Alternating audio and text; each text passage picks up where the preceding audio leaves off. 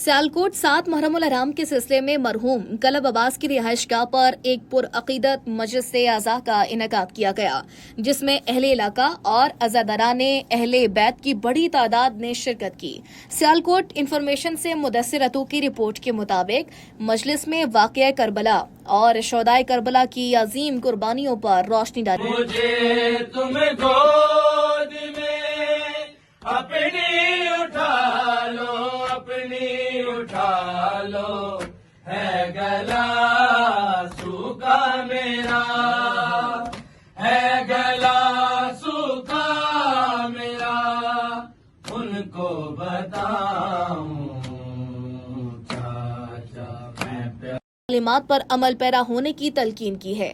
مجلس کے بعد شہزادہ حضرت قاسم کی مہندی کی یاد میں نوحہ خوانی اور ماتمداری کا اہتمام کیا گیا، جس میں عزاداروں نے بھرپور شرکت کی۔